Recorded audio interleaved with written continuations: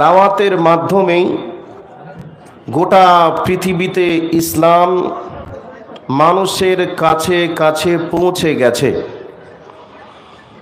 পৃথিবীতে এমন কোনো মানুষ নেই যেই মানুষের কাছে ইসলামের দাওয়াত পৌঁছায়নি। বলবেন সত্যিই? জি, পৃথিবীতে দাওয়াত পৌঁছে গেছে। এখন প্রত্যেকটা মানুষ আমরা দাওয়াত যেহেতু পেয়েছি সেহেতু আমাদেরকে দাওয়াত কবুল করতেও হবে। যাই হোক, এটা একটা আলাদা বিষয়। এ বিষয়ে কথা বলতে গেলে অনেকটা সময়। আমি আপনাদের কাছে এক কথায় দাওয়াতের মাধ্যমে ইসলাম মানুষের কাছে পৌঁছেছে এ বিষয়ের ওপরে কথা বলবো। আজকে আমাদের মতোই একটা মাযহাবের মানুষ বসবাস করে। আমরা নিজেরা দাবি করি আহলে হাদিস, তারা দাবি করে আমরা জামাতে তাবলিগ বা তাবলিগ জামাতের লোক। এখন এই তাবলিগ জামাত আবিষ্কার কতদিন আগে হলো? মুফতি ইলিয়াস সাহেব এই তাবলিগ জামাতের আবিষ্কারক। বাড়ি ওনার হরিয়ানার মেওয়াত নামক গ্রামে। তাবলিগ জামাত উনি স্বপ্নের মাধ্যমে পেয়েছেন। কত সালে? 1960 সালে। 1960 সালে স্বপ্নের মাধ্যমে মুফতি ইলিয়াস সাহেব তাবলিগ জামাতের আবিষ্কার করেছেন। তো ওনার যে বই আছে, তাবলিগের কিতাব রয়েছে, এই কিতাবগুলি যদি পড়েন তাহলে বুঝতে পারবেন। এখন 60 সাল, 1960 সাল, এখন চলছে 2025 সাল। কয় বছর হলো? 60, 40 আর এদিকে হলো 25, 65। তাহলে এই 65 বছর বা 65 বছরের মধ্যে তাবলিগ জামাত আবিষ্কার করে গোটা পৃথিবীতে ওরা তাবলিগের দাওয়াত পৌঁছে দিতে সক্ষম হয়েছে। মানুষের কাছে কাছে ওরা গিয়েছে। মানুষের কাছে কাছে গিয়ে ওরা মানুষের কাছে দাওয়াত পৌঁছে দিতে সক্ষম হয়েছে। তারা ভুল পথের পথিক না সঠিক পথের পথিক এটা আমার উদ্দেশ্য নয়, এটা আলাদা একটা বিষয়। তবে ওনাদের মেহনত, ওনাদের প্রচেষ্টার মাধ্যমে ওনারা ওনাদের কাজ করতে সক্ষম হয়েছে। এখন আমরা দাবি করি আমরা আহলে হাদিস। এই আহলে হাদিসদের মানহাজ সঠিক, আকীদা সঠিক, আহলে হাদিসদের কাছে দলিল আছে, এটাও সঠিক। এরপরেও আমরা নিজেরা আহলে হাদিস দাবি করি। আমরা আমাদের দাওয়াতকে মসজিদের ভিতরে আমরা সীমাবদ্ধ রেখে দিই। আমরা মানুষের কাছে দাওয়াত দিতে সক্ষম হয়ে উঠিনি। এবার বলবেন তাই? জি, আপনাকে বলে দিব একটু পরে। একের পর এক যে পয়েন্টগুলি কথা বলবো, ভুল হলে নোট করবেন। আমি যেটা বলছি ভুল হলে নোট করবেন। তো আমরা মসজিদের ভিতরে দাওয়াত সীমাবদ্ধ রেখেছি।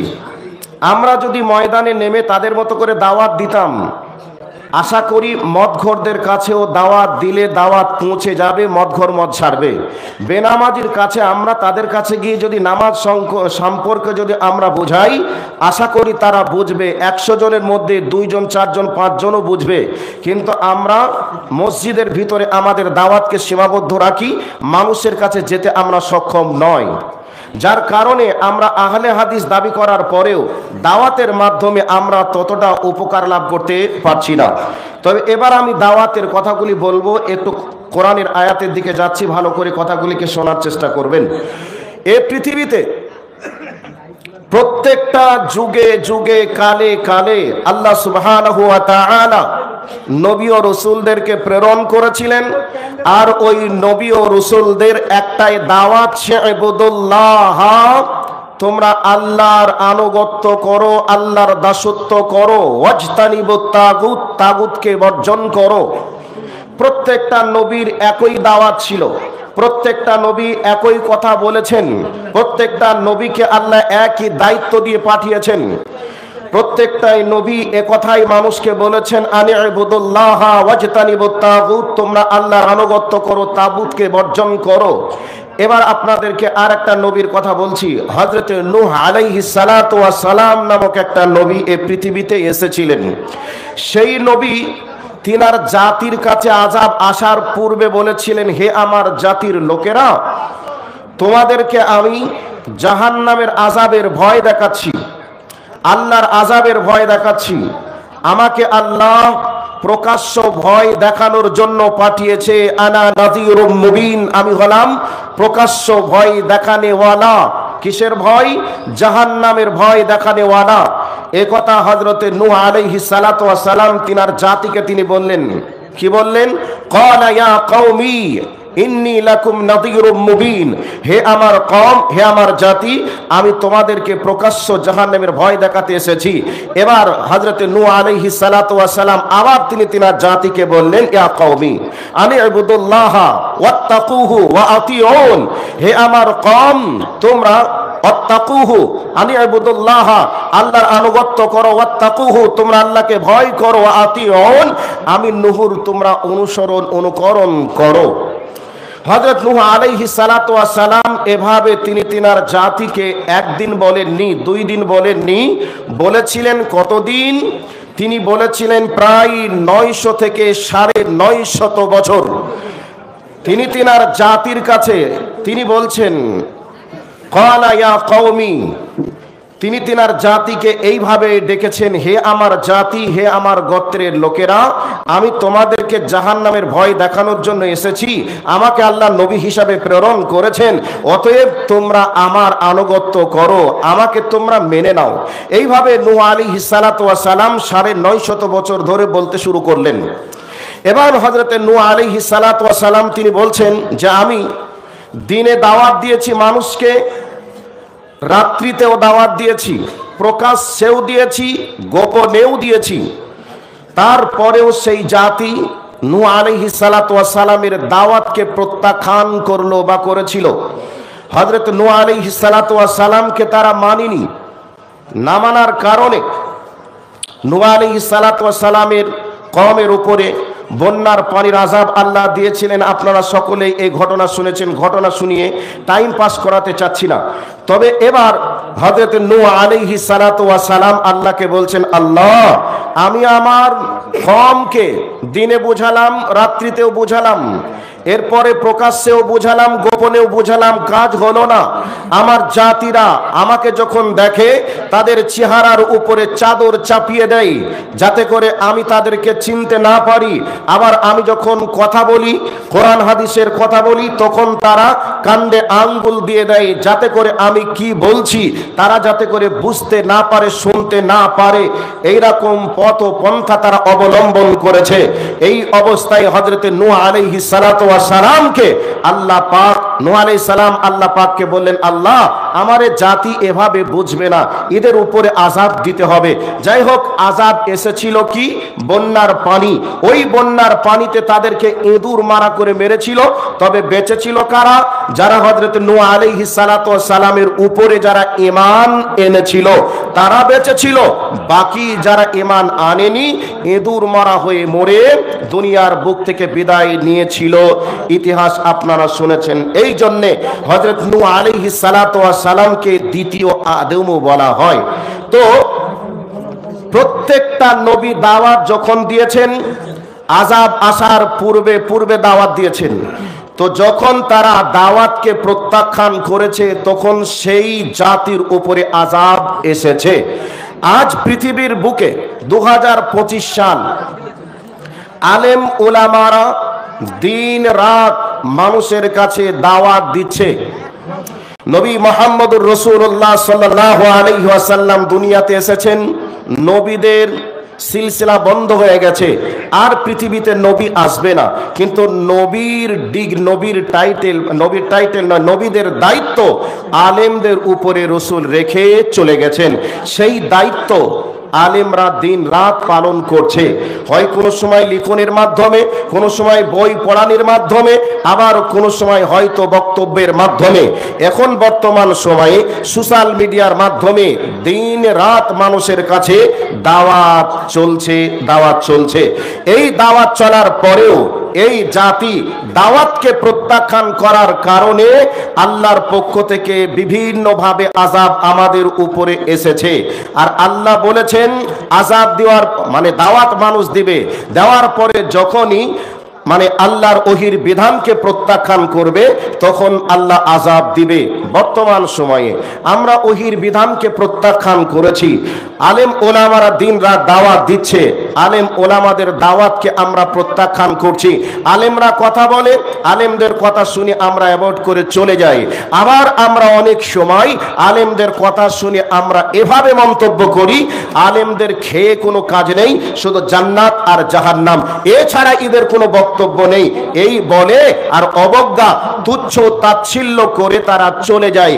এই জন্যে আজ 2025 সাল বিভিন্ন দিক থেকে বিভিন্ন ভাবে আজকে আমরা আযাবের সম্মুখীন হয়েছি, আল্লাহর পক্ষ থেকে আযাব, এবং আমরা এখন বর্তমান সময়ে অত্যাচারী শাসকের পক্ষ থেকে আযাবের সম্মুখীন। শুধু কি ভারতে নয়, গোটা পৃথিবী জুড়ে আজকে এই মুসলিম উম্মার উপরে নির্যাতন চলছে। এবার বলবেন তাই ঘটনা? জি, আল্লাহর নবী জনাবে মুহাম্মদুর রাসূলুল্লাহ সাল্লাল্লাহু আলাইহি ওয়াসাল্লাম বলেছেন আল কুফরু মিল্লাতুন ওয়াহিদা, পৃথিবীতে যত বাতিল শক্তি আছে সমস্ত বাতিল শক্তি হচ্ছে একই সুতোয় বাঁধা, তারা এক। এখন বর্তমান সময়ে পৃথিবীতে কত রকমের ধর্মের মানুষ আছে, পৃথিবীতে কত রকমের রাজনৈতিক দলের নেতা নেত্রী আছে, পৃথিবীতে কত রকমের রাজনৈতিক দলের মানুষ রয়েছে, তাদের ধর্ম আলাদা, তাদের রাজনৈতিক দল আলাদা, তাদের উপাসনার মাধ্যম আলাদা, এর পরেও আজকে মুসলমানদেরকে মারতে হবে এ ব্যাপারে তারা সকলেই একমত। এবার বলবেন কি করে একমত হলো? আপনাকে চোখে আঙুল দিয়ে একটু দেখাই। কয়েক বছর পূর্বে আমরা দেখলাম মায়ানমারে মুসলমানদেরকে মেরে শেষ করলো, পাখির খাবার বানালো, মাছের খাবার বানালো, এগুলিকে আমরা দেখলাম। এরপরে ফিলিস্তিনি মুসলমানদেরকে বোম্বিং করে পরিকল্পিতভাবে ধ্বংস করে দিল, এগুলিকেও আমরা দেখলাম। আজকে ভারতবর্ষের বিভিন্ন রাজ্যে আজকে মুসলমানদের উপরে অত্যাচার চলছে বিভিন্ন দিক থেকে। আপনি চলে যান বিভিন্ন রাজ্যে, আপনি একটু তদন্ত সাপেক্ষে আপনি একটু দেখুন, মুসলমানদের ঘর জ্বালাচ্ছে, মসজিদ পোড়াচ্ছে, মাদ্রাসা পোড়াচ্ছে, চতুর্দিক থেকে মুসলমানদের উপরে নির্যাতন চলছে। এখন পরিকল্পিতভাবে মুসলমানদেরকে একটা মেরে দেওয়ার চক্রান্ত তৈরি তারা করেছে, নীল নকশা, যে মুসলমানদের অকাপ সম্পদকে বাতিল করতে হবে, সরকারের অধীনে নিতে হবে। এমনকি কয়েকদিন আগে তারা সিদ্ধান্ত গ্রহণ করেছে গোটা ভারতবর্ষের 42,000 মসজিদকে ভেঙে চুরমার করব এবং ওই মসজিদগুলিকে আমরা দখল করব। এ কথা তারা দিবালোকের সামনে প্রকাশ্যে সোশ্যাল মিডিয়ার মাধ্যমে বলছে, এগুলি আপনারা শুনছেন, দেখছেন। তো এগুলি থেকে আমরা কি বুঝতে পারি? এগুলি আল্লাহ পাকের পক্ষ থেকে আযাব ছাড়া আর কিছু নয়। রাসূল মুহাম্মদ সাল্লাল্লাহু আলাইহি ওয়াসাল্লাম বলেছেন, যখন ওহির বিধানকে অমান্য করে ইচ্ছা অনুযায়ী যখন মানুষেরা চলবে, তাদেরকে সাইজ করার জন্য অত্যাচারী শাসককে নিযুক্ত করা হবে। আজকে গোটা পৃথিবীর মুসলিম উম্মার জন্য আগ্নেয়াস্ত্র নিয়ে তারা বাড়ির আঙিনাতে দাঁড়িয়ে আছে। এর পরেও আমরা জানো হোড়াহুড়ি, লাটালাটি, কাটাকাটি, ফাটাফাটি, সন্ধ্যা আসতে না আসতেই আমাদের জালসার নামে মেলার আয়োজন করতে হবে, জালসার নামে আমাদেরকে খাদ্য নিয়ে ব্যস্ত থাকতে হবে। কিন্তু জালসায় যেখানে কোরআন এবং হাদিসের আলোচনা কি হবে, এগুলিকে শোনার আমরা প্রয়োজন মনে করি না। আমাদের সিচুয়েশনটা বললাম, পরিস্থিতিটা কি চলছে এটাও আপনাদেরকে বললাম। অথচ আল্লাহ সুবহানাহু ওয়া তাআলা প্রত্যেকটা যুগে যুগে কালে কালে মানুষের কাছে ওহির বিধান মানুষের কাছে পৌঁছে দেওয়ার জন্য নবী পাঠিয়েছিলেন, রসুলদেরকে পাঠিয়েছিলেন। এখন বর্তমান সময়ে নবী নেই, রসুল নেই, আলেমরা রয়েছেন, আলেমরা দিনরাত মানুষের কাছে দাওয়াত দিচ্ছে। আজকে শতকরা 92% মুসলমান বেনামাজি, যারা আবার 8% নামাজ পড়ে, রসুলের পদ্ধতিতে নামাজ কিভাবে পড়তে হয় জানে না। যেগুলি বলছে একটু পরিসংখ্যানটা একটু মিলিয়ে দেখবেন। এবার আপনাদেরকে বলছি, নবীজি দাওয়াতের জন্য কতই ব্যথায় ব্যথিত হয়েছিলেন। এমন কোন পৃথিবীতে ইমাম ছিলেন না যেই ইমামরা দাওয়াতের জন্য মার খাননি। এমন কোন পৃথিবীতে ইমামরা ছিলেন না যেই ইমামরা দাওয়াতের জন্য তারা জেল খাটিনি। দাওয়াত দিতে গিয়ে জেল খেটেছেন, মার খেয়েছেন, অনেক কিছু হয়েছে। আজও পৃথিবীতে আলেমরা দাওয়াতের জন্য জেলে যাচ্ছে, মার খাচ্ছে, অপমানের শিকার হচ্ছে। এগুলিকে আমরা দিন রাত দেখছি। এরপরেও আপনাদের কাছে আলেমরা কি করবে? এবার শুনে রাখুন ভালো করে। আল্লাহর নবী আল্লাহ পাকের পক্ষ থেকে ওহী প্রাপ্ত হলেন। আল্লাহর নবী, এই আল্লাহ পাক আল্লাহর নবীর উপরে ওহী অবতীর্ণ করলেন। ওয়া আনজির আশীরাতাকাল আকরাবিন। হে নবী, তুমি তোমার নিকটের মানুষগুলিকে জাহান্নামের আযাব থেকে বাঁচানোর জন্য ভয় দেখাও, জাহান্নামের আযাবের কথা বলো। নবীজি এই ওহী যখন প্রাপ্ত হলেন, এই আয়াত যখন নবীজির উপরে অবতীর্ণ হলো, নবী আমার টেনশনে পড়ে গেলেন। আহারে, আমি মানুষদের কাছে দাওয়াত পৌঁছানোর পূর্বে যদি কোনো মানুষ মারা যায় তাহলে আল্লাহর জাহান্নামে চলে যাবে। এই জন্য নবীজি ব্যথায় ব্যথিত। কখন রাত পার হবে, রাত পার হয়ে গেল। একবারে কাবা শরীফের সামনেই দাঁড়িয়ে আছে সেই সাফা পাহাড়। ওই সাফা পাহাড়ে উঠে বিশ্বনবী তদানীন্তন সময়ে রীতি অনুযায়ী ওই পাহাড়ের উপরে উঠলেন। পাহাড়ের উপরে উঠে ডাকতে শুরু করলেন, ইয়া সাবাহা, ইয়া সাবাহা। এটা হচ্ছে তদানীন্তন সময়ের বিপদ সংকেত।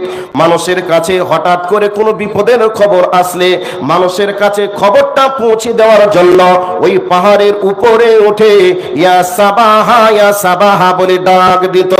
বিশ্বনবী আমার আল্লাহ পাকের পক্ষ থেকে ওহী প্রাপ্ত হওয়ার পরে পাহাড়ের উপরে উঠে গেলেন আর ইয়া সাবাহা, ইয়া সাবাহা বলে ডাক যখন দিলেন, এবার মানুষজন সকলে গিয়ে উপস্থিত হলো। যারা পৌঁছাতে পারলো না কেউ দায়িত্ব নিল, পাঠিয়ে দিল, যাও কে কি বলে একটু দেখে এসো, কার কি বিপদ হলো খবরটা নিয়ে এসো। এইরকম ভাবে মানুষজন এসে পাহাড়ের পদদেশে উপস্থিত হলো। লোকজন যখন উপস্থিত হয়ে গেল, এই অবস্থায় বিশ্বনবী মুহাম্মদুর রাসূলুল্লাহ সাল্লাল্লাহু আলাইহি ওয়াসাল্লাম মানুষজনকে বলতে শুরু করলেন, হে মক্কার মানুষেরা, হে আমার জাতির লোকেরা, তোমরা শোনো, আমি যে পাহাড়ে দাঁড়িয়ে আছি এই পাহাড়ের পিছনে আমি যদি তোমাদেরকে বলি একটা শত্রু দল তোমাদেরকে আক্রমণ করার জন্য অস্ত্র হাতে করে দাঁড়িয়ে আছে, আমি যদি তোমাদেরকে এ কথা বলি তোমরা কি বিশ্বাস করবে?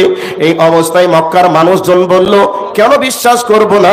অবশ্যই বিশ্বাস করব, কারণ তুমি হলে আল আমিন। তোমাকে আল আমিন টাইটেল দিয়েছি, সত্যবাদীর টাইটেল দিয়েছি।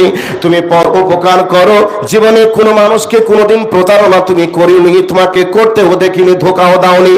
অতএব তুমি বলছো মানে নিশ্চয়ই বিশ্বাস করব। এই কথাটা যখন মানুষজন বলল, নবীজি বুক ভরা বেদনা নিয়ে, বুক ভরা আশা নিয়ে মানুষজনকে বললেন, হে লোক সকল, তোমরা শোনো, এপারে দুনিয়া ওপারে আখিরাত, এপার থেকে ওপারে যদি তোমরা বিদায় নাও তাহলে তোমাদের জন্য জাহান্নামের আগুন ওত পেতে বসে আছে। অতএব তোমাদেরকে আমি বলছি, কুলু লা ইলাহা ইল্লাল্লাহ তুফলিহুন। তোমরা বলো আল্লাহ ছাড়া সত্য কোনো ইলাহা নেই, কোনো মাবুদ নেই। একথা তোমরা যদি বলে দাও তাহলে তোমরা পরিত্রাণ পেয়ে যাবে, সফল হয়ে যাবে। তোমাদেরকে জাহান্নামের আযাবে আর যাওয়া লাগবে না, কবরের আযাবের সম্মুখীন তোমাদেরকে আর হতে হবে না। অতএব তোমরা বলো লা ইলাহা ইল্লাল্লাহ তুফলিহুন। তোমরা বলো আল্লাহ ছাড়া সত্য কোনো মাবুদ নেই, তাহলে তোমরা সফল হয়ে যাবে, পরিত্রাণ পেয়ে যাবে। এই কথাটা যখন বললেন মানুষজন তখন অবাক হলো। কি, তাহলে আমরা যে 360 দেবদেবীর পূজা করি এগুলি কি সত্য মাবুদ নয়? এগুলি কি মিথ্যা? খ্রিস্টানরা তো বলে 3টা মাবুদ, ইহুদিরাও তো 3টা বলে। আরে মোহাম্মদের মাথাটাতে একেবারেই খারাপ হয়ে গেছে, এ আবার বলছে আল্লাহ ছাড়া কোনো সত্য মাবুদ নেই। কাজেই এ কি আশ্চর্য কথা বলছে। এই জায়গায় যে মালটা সর্বপ্রথম কমেন্ট করেছিল তার নাম হলো আবু লাহাব। আবু লাহাব তখন বলল, তুমি কি আমাদেরকে এই অপমান করার জন্য একত্রিত করেছো, জমা করেছো? নবীজি বললেন, কি অপমান? অপমান নয়। আমাদের বাপ দাদারা যে ধর্ম পালন করেছে, আমাদের লাত উজ্জা মানাত রয়েছে, এগুলি কি আমাদের সত্য মাবুদ নয়? এগুলি কি মিথ্যা? তাহলে আমাদের বাপ দাদা পূর্বপুরুষ যারা ছিল তারা কি মিথ্যা ধর্ম পালন করেছিল? ধর্ম কি সত্য নয়? তুমি কি আমাদেরকে অপমান করার জন্য ডেকেছ? এই অবস্থায় নবীজি বললেন, চাচা না গো, আমি সত্যই তোমাদেরকে সত্য ধর্মের সন্ধান দেওয়ার জন্যই আমি তোমাদেরকে ডেকেছি। এ কথা বলার কারণে নবীজির ওপরে রেগে লাল হয়ে গেল। কে লাল হলো? সর্বপ্রথম আপন কাছের মানুষ, আপন চাচা। আপন চাচা, এই চাচা সর্বপ্রথম কমেন্ট করলো। আজও দেখবেন কোনো বংশে যদি হক্কানি আলিম থাকে আর গ্রামে যদি কেউ হক্কানি আলেম থাকে, তাহলে গ্রামের মানুষ সর্বপ্রথম তার বিরুদ্ধে কমেন্ট করবে। সর্বপ্রথম যদি বংশের কোনো আলেম থাকে তাহলে ওই আলেমের বিরুদ্ধে সর্বপ্রথম তার বংশের লোকেরা কমেন্ট করবে। এটা ভালো করে মিলিয়ে নেবেন। তো এইবার আবু লাহাব নবীজিকে বলল, তুমি কি এই জন্য ডেকেছ? যাই হোক, লম্বা ঘটনা এখানে। তো এবার নবীজি বোঝালেন, বুঝলো না। শেষ পর্যন্ত আবু লাহাব বলছে, মোহাম্মদ, এর পরিণাম কি হবে তুমি কি জানো? আমরা শুধু তোমার বাপ চাচা নয়, তোমার বংশের মানুষই আমরা এখানে নেই। এখানে অনেক বংশের লোক আছে, এই জন্য তোমাকে মারবে, কাটবে, তোমার হাড় হাড্ডি গুঁড়া করে দেবে। অতএব তোমার বাপ চাচা তোমাকে আর রক্ষা করতে পারবে না। তুমি কেন এমন কথা বলো? এই অবস্থায় নবীজি বললেন, চাচা যান, কে আমাকে মারবে, কে অপমান করবে, আমার বংশের লোক মানবে কি অন্য কোন লোক কি বলবে দেখার আমার প্রয়োজন নেই। আমার আল্লাহ আপনাদেরকে জাহান্নামের আযাব থেকে বাঁচানোর জন্য ওহী অবতীর্ণ করেছেন। আমি সেই ওহীর বিধানকে বাস্তবায়িত করার জন্য আপনাদের কাছে এসেছি, জাহান্নাম থেকে বাঁচানোর জন্য। এ কথা এক কথা দু কথা এই হতে হতে আবু লাহাবের সঙ্গে আল্লাহর নবীর একটা রাগারাগি শুরু হয়ে গেল। নবীজির উপরে রেগে গেল। নবীজি নরম ভাষায় কথা বলছে, এ যেন গরম ভাষায় কথা বলছে। গালি দিল, অপমান করলো। গালি দিয়ে অপমান করেও তার মনের স্বাদ মিটল না। এই অবস্থায় আল্লাহর নবীকে পাথর দিয়ে আঘাত করলো। নবীজির উপরে আঘাত লাগলো। নবীজি ব্যথায় ব্যথিত হলেন।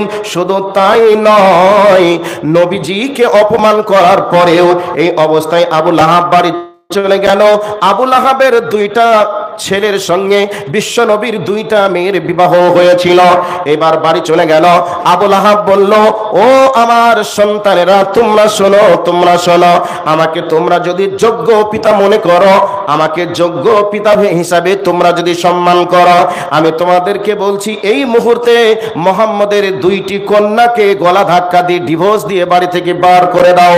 এবার সন্তানেরা বাপের কথা শুনে নবীজির দুইটা মেয়েকে গলা ধাক্কা দিয়ে ডিভোর্স দিয়ে বাড়ি থেকে বার করে দিল।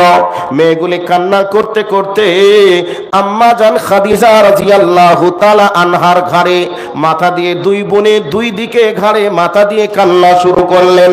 এবার বলছেন, মা আমাদেরকে মেরেছে, অপমান করেছে, ডিভোর্স দিয়েছে, তারপরেও জানি না আমার শ্বশুর আবু লাহাব এমন গাল আমার বাপের জন্য দিয়েছে, জানি না আমার বাবার সঙ্গে কি ব্যবহার করেছে। এই অবস্থায় নবীজি ভরাক্রান্ত মনে দুঃখ বেদনা নিয়ে বাড়ির দিকে যখন প্রবেশ করছেন, এসেই দেখছেন দুইটা মেয়ে খাদিজার দুই দিকে ঘাড়ে মাথা দিয়ে কান্না করছে। আল্লাহর নবী এতক্ষণ যা দুঃখে ছিলেন, বেদনায় ছিলেন, মেয়েদের কান্না দেখে দুঃখের মাত্রা বেড়ে গেল। এই অবস্থায় মেয়ে দুটিকে জিজ্ঞাসা করছেন, বিটি রে কি হয়েছে মা, তোমরা কান্না করছো কেন বলো? এই অবস্থায় মেয়ে দুটি বলছেন, আব্বা জান আমাদের কি হয়েছে এটা বলা আগে আপনি বলুন তো আপনার সঙ্গে এমন কি হয়েছে যার কারণে আপনাকে গালি দিয়েছে? আমরা শুনেছি নাকি আপনাকে মেরেছে, এটাও শুনেছি। এরপরে আপনার সঙ্গে সত্যি কি এ ব্যবহার করেছে আপনি বলুন। নবীজি বললেন, মা হ্যাঁ আমার সঙ্গে এ ব্যবহার হয়েছে। এরপরে মেয়ে দুটি বললেন, আব্বা জান শুধু এখান থেকেই শেষ নয়, আমাদের দুই বোনকে ডিভোর্স দিয়ে আজকে বাড়ি থেকে বার করে দিয়েছে। এইবার নবীজির টেনশন আরো বাড়বে কি বারবার দিলেন, আব্বা জান টেনশন করবেন না, আল্লাহ আপনাকে যে দাওয়ার জন্য প্রেরণ করেছেন, আপনি সেই দাওয়াত দেওয়ার জন্য ময়দানে আপনি নেমে পড়েছেন, আপনি কাজ করুন, দুঃখ চিন্তা করার কোনো প্রয়োজন নেই, নিশ্চয়ই আল্লাহ পাকের পক্ষ থেকে এর বিচার আসবে। এই অবস্থায় আবু লাহাব কি করেছিল? নবীকে গালি দিয়েছিল, অপমান করেছিল। এই অপমানের কথা আপনারা শুনেছিলেন। ওই দিনে আল্লাহ রাব্বুল আলামিন ওহী অবতীর্ণ করলেন, তাব্বাত ইয়াদা আবি লাহাবিন ওয়া তাব মা আগনা আনহু মালুহু ওয়া মা কাসাব সায়াসলা নারান যাতা লাহাব। অনেক লম্বা ঘটনা। এই অবস্থায় আবু লাহাব অভিশাপ করেছিল, মোহাম্মদ তুমি ধ্বংস হয়ে যাও। এই অভিশাপ যখন করলো, আমার আল্লাহ মোহাম্মদের গায়ে আঘাত লেগেছে, সহ্য করতে পারলেন না, অভিশাপ করলেন, সহ্য করতে পারলেন না। বরং আবু লাহাবকে আল্লাহ পাক ওহীর মাধ্যমে নবীজিকে জানিয়ে দিলেন, আবু লাহাব তুই শুনে রেখে দে, একটা হাত দিয়ে তুই পাথরের আঘাত করেছিস, তোর একটা হাত ধ্বংস হবে না, বরং তুই দুইটি হাত ধ্বংস হবে। শুধু তাই নয়, তোর নেতৃত্বর পাওয়ার আছে, নেতৃত্বর পাওয়ার থাকবে না, তোর সম্পদ আছে, সম্পদ কোনো কাজে লাগবে না, এমনকি তোর জন্য কেউ কোনো উপকারও করতে পারবে না। ঘটনা কি হলো? নবীজির মেয়েরা অপমান হলো, ডিভোর্স হয়ে গেল, তালাক হয়ে গেল, নবীজি গালি খেলেন, অপমান হলেন, ঘটনা শুনলেন। এরপরে এবার আবু লাহাবের শাস্তি আল্লাহ পাকের পক্ষ থেকে এসে গেল। তার অল্প দিনের মধ্যে শরীরের উপরে কুষ্ঠরোগ দেখা দিল, শরীরের উপরে স্কিনের সমস্যা দেখা দিল, শরীর থেকে মাংসগুলি খসে খসে পড়তে শুরু করলো। এই অবস্থায় ডাক্তারে কোনো কাজ আসলো না। মাংস যখন পচন্দে গেল, এত দুর্গন্ধ শুরু হয়ে গেল, মানুষ তো দূরের কথা, তার স্ত্রী পর্যন্ত কাছে থাকতে পারলো না। অল্প দিনের মধ্যে এইরকম কষ্টে ধুকে ধুকে সব মাংসগুলি খসে খসে পড়তে যখন শুরু হলো, এই অবস্থায় সন্তানরা কাছে গেল না, নেতৃত্বর পাওয়ার তার কাজ লাগলো না, সম্পদ তার কোনো উপকার করতে পারলো না, অল্প দিনের মধ্যে মারা গেল। এই অবস্থায় 2 দিন পর্যন্ত তার লাশটা জমিনের উপরেই পড়ে থাকলো। সন্তানেরা দেখলো, আমার বাপ এত প্রতাপশালী একটা নেতা ছিল, প্রভাবশালী এত বড় নেতা ছিল, এই অবস্থায় যদি এভাবে পড়ে থাকে, পৃথিবীর মানুষ আমার বাপের জীবনী নিয়ে ইতিহাস রচনা করবে, যুগ যুগ ধরে রচনাটা থেকেই যাবে। অতএব চল চল চল, আমার বাপের শেষ সমাধিটা করে দিই। এবার মুখে কাপড় জড়িয়ে কাঠ জোগাড় করে মাটিটা খনন করে ওই অবস্থায় আবু লাহাবকে কাঠ দিয়ে ঠেলা দিয়ে ওই গর্তের ভিতরে ফেলে দিয়ে পাথর চাপা বালি চাপা দিয়ে দুনিয়ার বুক থেকে বিদায় করে দিল। এখান থেকে একটা কথা আপনাকে বলবো, ভালো করে শুনে নেন। যখন যেই নবীরা এসেছিলেন, ওই নবীদের দাওয়াত জানায় বাধা দিয়েছিলেন, সাময়িক তারা বাধা দিয়েছিল, এ কথা সত্য, নবীদেরকে সাময়িক কষ্ট দিয়েছিল, এ কথা সত্য, কিন্তু তারা সফল হতে পারেনি।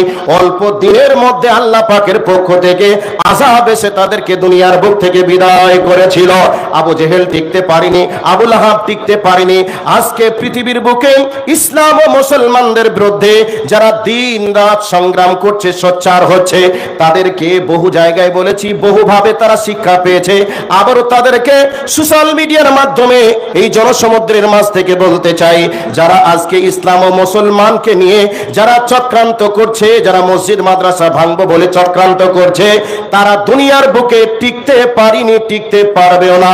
আমরা মুসলমান যদি ইমানদার হয়ে যায়, নিশ্চয়ই আল্লাহ পাকের পক্ষ থেকে তাদের উপরে আযাব আসবেই আসবে, আযাব আসবে। তো ওহীর দাওয়াত যারা দিয়েছে, তারা সাময়িকভাবে কষ্টের শিকার হয়েছে, লাঞ্ছিত হয়েছে। আজ ওহীর বিধানকে বাস্তবায়িত যারা করতে চাচ্ছেন, তারা আলিম, তারা মসজিদে ইমামতি করে, বেতন কত, লাঞ্ছিতর জীবন, বেতন কত, 8,000, 7,000, 10,000। মসজিদের ইমামদের উপরে দুর্ব্যবহার জনগণ করে, এরপরেও মানুষজন বলে ইমামরা ইমামতি না করে কি অন্য কিছু করতে পারে না? কেন 7,000 টাকা ইমামতি করবে?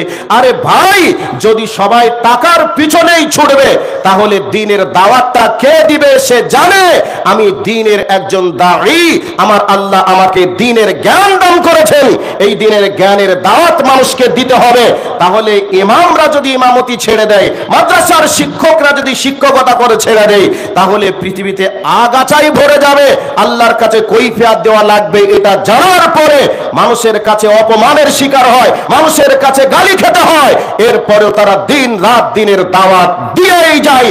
তাহলে একদিকে বেঈমানরা অত্যাচার করেছিল, আজ বর্তমান সময়ে নামকে ওয়াস্তে ইমানদার এরাও আলেম ওলামাদের বিরুদ্ধে কমেন্ট করে নানান দিক থেকে। সম্মানিত হাজিরিন, আপনাদেরকে একের পর এক কথাগুলি বলছি, ভালো করে এবার শোনার আর একটু চেষ্টা করুন। তবে নবী মুহাম্মদ রাসূলুল্লাহ সাল্লাল্লাহু আলাইহি ওয়াসাল্লামের দুইটা মেয়েকে ডিভোর্স দিল, তালাক হয়ে গেল। নবীজির টেনশনের মাত্রা বেড়ে গেল। তারপরেও নবীজি সাময়িকভাবে টেনশন পেলে কি হবে, তিনি একজন নবী, আল্লাহ পাক তিনাকে সান্ত্বনা দিলেন। এরপর কতটা অত্যাচারের শিকার হয়েছিল, কতটা তাদেরকে অত্যাচার করেছিল। এবার আর একটা পয়েন্ট আপনাদেরকে দিচ্ছি, যেই লোকটার ব্যাপারে আল্লাহ পাক টাইটেল দিয়েছেন কোরআনুল কারীমের মধ্যে, যেই লোকটাকে মক্কার মাটির মানুষেরা আল আমিন টাইটেল দিয়েছিল, সত্যবাদী বলেছিল, সেই দিন থেকে ওই মানুষটা মানুষের কাছে ছাগলের রাখাল হলো। সেই ব্যক্তিটা অশিক্ষিত হলো। সেই মানুষটার জন্য নানান কিছু কটু মন্তব্য তারা করলো। কোন দিন থেকে? যেদিন থেকে ওহির বিধান প্রাপ্ত হলেন মানুষের কাছে, যেদিন থেকে দাওয়াত শুরু করলেন। এই অবস্থায় একের পর এক ওই নবীর উপরে অত্যাচার করেছিল। এই ঘটনাটা বলে দিয়ে আপনাদের কাছ থেকে বিদায় নিব, কারণ টাইম প্রায় শেষের দিকে এসেই গেল। এবার বলছি, ভালো করে শুনে নেন। নবীজি দাওয়াত দেওয়ার অপরাধে নবীজিকে মক্কার মানুষেরা জেলখানায় ভরে দিল। নবীজিকে 3 বছর জেলখানায় অবস্থান করতে হলো। শুধু নবীজিই নয়, যারা নবীজির প্রতি ঈমান এনেছিল তাদেরকেও ওই জেলখানার মধ্যে আশ্রয় নিতে হলো। কয় বছর? 3 বছর ধরে নবীজি 3 বছর জেলখানার মধ্যে অবস্থান করছেন। ঘটনাটা কত করুণ ঘটনা, এবার শুনে নেন। যারা ঈমান এনেছিল, নবীজি থেকে নিয়ে শুরু করে হালিমাতুস সাদিয়া, হযরতে খাদিজা রাদিয়াল্লাহু তাআলা আনহা পর্যন্ত যারা ঈমান এনেছিল সকলকেই জেলখানার মধ্যে অবস্থান করতে হলো। এই অবস্থায় মক্কার মানুষেরা মনে মনে ভাবলো, হয়তো মুহাম্মদের প্রতি যারা ঈমান এনেছে তারা ঈমান থেকে সরে আসবে, বাপদাদার ধর্মেই চলে আসবে। এই অত্যাচার করলে জেলের ভয়ে, খাবারের অভাবে হয়তো দিন ত্যাগ করবে। এই ভাবনা চিন্তা করে মক্কার মানুষেরা রেড অ্যালার্ট জারি করে দিল।